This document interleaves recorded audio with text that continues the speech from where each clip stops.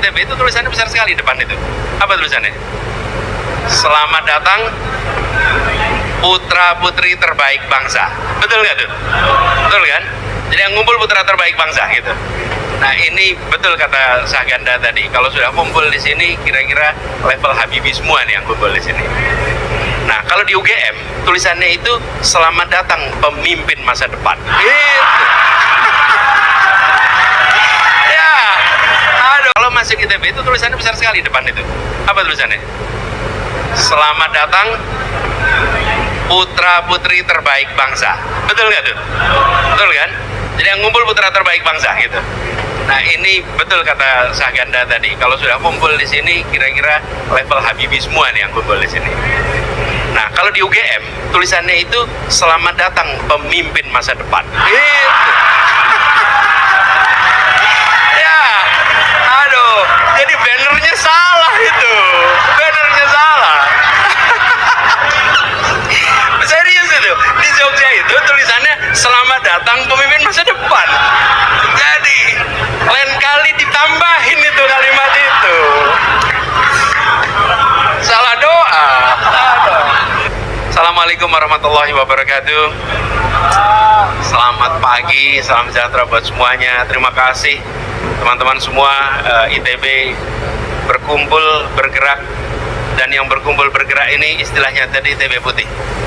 Kalau ITB putih ini energinya dahsyat nantinya. Jadi harus lebih besar. Senang sekali bisa ketemu lagi, begitu banyak ketemu di sini. Ini kelihatannya generasinya masuknya 80-an kelihatan. 80-an. Mungkin ada 70 juga. Ada 70 juga. Tapi bilang aja tampilan 80-an, 90-an. 90-an gitu. 2000. Itu kan era-era masuk ITB susah, bukan? Iya kan? Itu masuknya susahnya gak kira-kira. Kita yang di Jogja cuma berani lihat aja di Jawa itu. Gak berani daftar kita. Gak berani daftar. Daripada nanti tercatat pernah ditolak, kita gak enak tuh. Gak berani kita daftar. Habis apa? Kalau masuk ITB itu tulisannya besar sekali depan itu. Apa tulisannya? Selamat datang putra putri terbaik bangsa. Betul nggak tuh? Betul kan? Jadi yang ngumpul putra terbaik bangsa gitu. Nah ini betul kata Sahganda tadi. Kalau sudah kumpul di sini, kira-kira level Habibie semua nih yang kumpul di sini. Nah kalau di UGM tulisannya itu selamat datang pemimpin masa depan. Gitu. Ya, aduh. Jadi bannernya salah itu. Bannernya salah. Serius itu. Di Jogja itu tulisannya selamat datang pemimpin masa depan. Jadi lain kali ditambahin itu kalimat itu. Salah doa. Dan ketika banner itu dipasang, saya ketua ospek waktu itu, sempat ada iseng, N-nya dihilangin. Selamat datang pemimpi masa depan. Jadi saya ketika lihat sini, tadi Sahganda cerita banyak ini, mungkin mulai besok ini selamat datang putra terbaik dan pemimpin masa depan. Jadi terima kasih sekali tadi dibacain pesan-pesannya. Memang betul sekali. Ini agak serius sedikit soal ini. Bahwa kita harus mengembalikan agar ilmu pengetahuan dan metode ilmiah menjadi guidance kita di dalam mengambil keputusan. Karena penghormatan kepada teori itu turun. Dan kalimatnya sederhana, teori. Yang penting prakteknya. Loh, praktek itu pakai teori. Betul tidak? Coba bikin kursi, kakinya diganti 3. Coba aja, nggak ada itu. Apa yang terjadi? Menurut saya harus dikembalikan. Penting sekali. Dan kita mengalami sebuah pembelajaran dahsyat. Kalau ada orang bilang, oh ya kami percaya sains, oh ya kami percaya teknologi, kami percaya metode ilmiah. Ujiannya bukan pada saat normal. Ujiannya itu saat krisis. Kapan itu? Kejadian 3 tahun lalu. Pada saat terjadi pandemi, pada saat itu ketahuan siapa pemimpin menggunakan ilmu pengetahuan dan siapa tidak pakai ilmu pengetahuan. Luar biasa, bayangkan sebuah ruangan penuh hadirin akademisi, mahasiswa, tokoh publik, suasana formal tapi hangat. Di atas panggung berdiri seorang pembicara yang sudah dikenal luas karena gaya bicaranya yang tenang, terukur, tapi seringkali menyelipkan humor cerdas. Dialah Anies Baswedan. Ia memulai dengan nada serius, membahas pendidikan, masa depan bangsa, dan peran generasi muda. Kata-katanya tertata rapi, mengajak semua yang hadir untuk merenung. Namun, seperti biasa, di tengah alur yang penuh makna itu, ia menyelipkan sebuah gurauan yang sederhana, tapi justru membuat ruangan mendadak hidup. Dengan ekspresi santai, ia berkata, "Kalau di Institut Teknologi Bandung, kita melihat tulisan Selamat Datang Putra dan Putri Bangsa.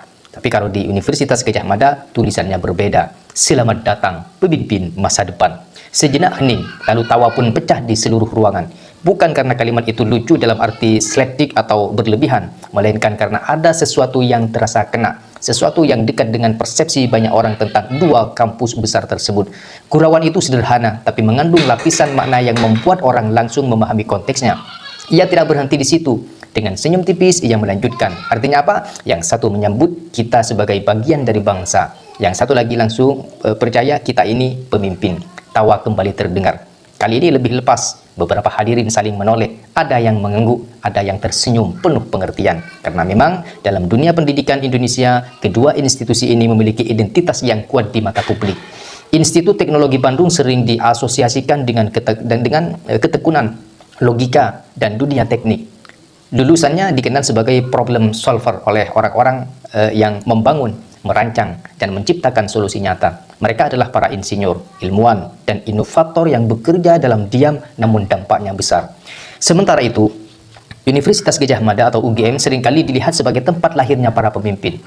Kampus yang lekat dengan semangat kebangsaan, keberagaman, dan kedekatan dengan rakyat. Banyak tokoh politik, pejabat publik, dan pemimpin nasional yang berasal dari Universitas Gadjah Mada. Namun justru disitulah letak kecerdasan gurauan ini. Anies tidak sedang membandingkan mana yang lebih baik. Ia tidak sedang membuat hierarki. Ia hanya memainkan persepsi yang sudah ada di masyarakat, lalu menyajikan dalam bentuk yang ringan dan menghibur. Nah, gurauan itu juga mengandung pesan yang lebih dalam. Perlu kita ketahui bahwa identitas sebuah institusi bukan hanya dibentuk oleh kurikulum atau fasilitas, tetapi juga oleh narasi yang dibangun oleh bagaimana mereka melihat mahasiswa mereka, dan bagaimana mahasiswa melihat dirinya sendiri.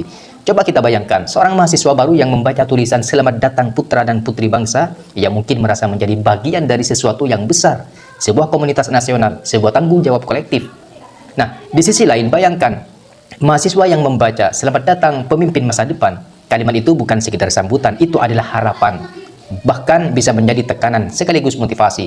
Seolah-olah sejak hari pertama mereka sudah dititipi peran. Dan di titik itulah gurauan tadi berubah menjadi refleksi. Karena sebenarnya apakah hanya satu kampus yang melahirkan pemimpin? Tentu tidak juga.